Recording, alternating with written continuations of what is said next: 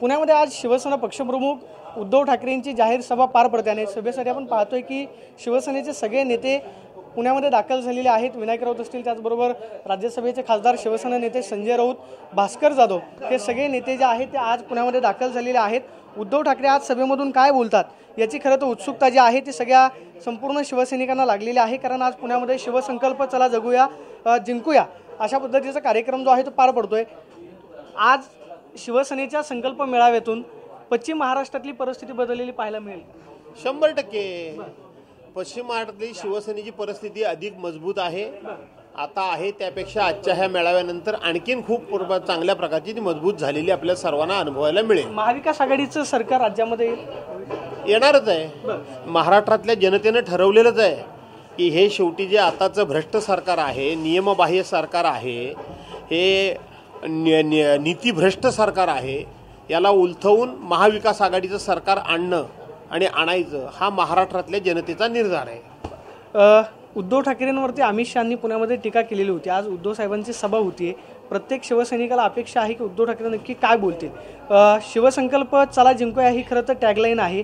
विधानसभा निवडणुकीच्या दृष्टीनं आजचा मेळावा अतिशय महत्त्वाचा आहे। उद्धव साहेब हे स्वर्गीय बाळासाहेबांचे सुपुत्र आहेत आणि त्यामुळं ठाकरे हे कोणाचं उसनवारी ठेवत नाहीत, त्यामुळे अमित शहांची सुद्धा उद्धव साहेब उदार उसनवारी ठेवणार नाहीत, त्याची परतफेड दाम दुप्पट व्याजानं करतील। दुसऱ्या बाजूला आपण पाहतोय की या ठिकाणी विनायक राऊत त्याचबरोबर संजय राऊत साहेब आहेत। राऊत साहेब, एकच प्रश्न आहे आजच्या मेळाव्याचं सकाळी बोला।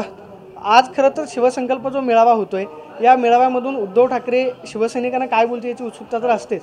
विधानसभा निवडणुकीच्या दृष्टिकोनातून भाजपकडून शिबिरं घेतली जात आहेत, अजित पवार फिरतायत, एकनाथ शिंदे फिरतायत, ते असं म्हणतायत की विरोधक जे आहेत ते देवेंद्र फडणवीसांचा केसही वाकडा करणार नाहीत, अशा पद्धतीची टीका तुमच्यावरती केली जाते।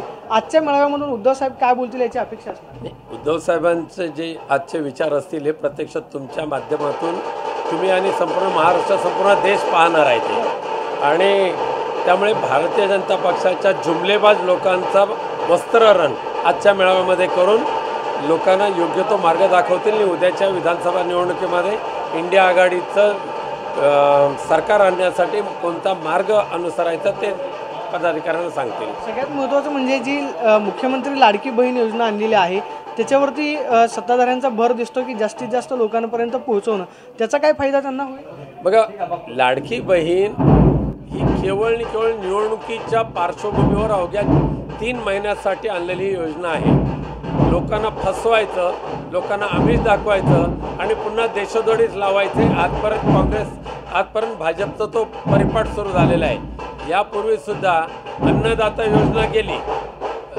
उज्ज्वला गॅस योजना केली, तसेच याचं सुद्धा विल्हेवाट लावणार आहे। साहेब, एकच प्रश्न आहे, महाविकास आघाडीचं सरकार राज्यामध्ये बोलणार नाही, सकाळी बोललोय मी, सकाळीच माध्यमांशी संजय राऊतांनी प्रतिक्रिया दिलेली आहे।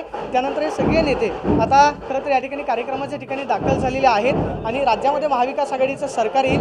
मुख्यमंत्री लाडकी बहीण योजना, ज्या खरं तर योजनेचा सत्ताधाऱ्यांच्या वतीनं प्रचार प्रसार केला जातो, त्याचा फायदा होणार नाही अशी प्रतिक्रिया या सगळ्या नेत्यांनी दिल्याचं पाहिलं होतं। कॅमेरा पर्सन तुषार सोनी, प्रदीप कापसे, TV9 मराठी, पुणे।